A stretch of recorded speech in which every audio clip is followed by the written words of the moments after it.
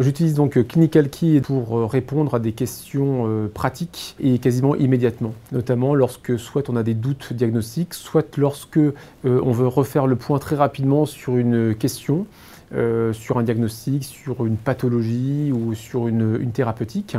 La deuxième utilisation, ça va être à visée plus scientifique, dans le cadre de travaux qu'on va demander à nos internes ou que nous-mêmes également on peut faire pour des congrès, des communications orales ou des communications affichées. Donc là, c'est pour, encore une fois, aller chercher des informations pertinentes ou alors pour même illustrer certains de nos travaux. La troisième utilisation, ça va être dans le cadre pédagogique, lorsque nous faisons des topos ou des présentations PowerPoint, où là, effectivement, on a besoin d'illustrer nos propos par des schémas, par des images. Et bien, en fait, Clinical Key se révèle être efficace. La semaine dernière, lorsque j'étais en consultation, je voyais un jeune patient qui avait une maladie particulière qu'on appelle une connectivite mixte, qui présentait certains symptômes depuis un certain temps, et j'ai voulu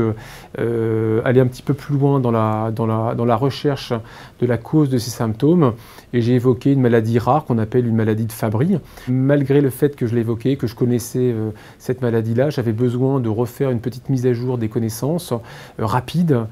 pour voir si ce que j'évoquais était en adéquation avec les symptômes que présentait le patient, et d'autre part, refaire une mise au point pour les bons examens paracliniques à demander. Et donc là, effectivement, l'utilisation de Clinical Key m'a bien aidé et a confirmé ma démarche que j'avais entreprise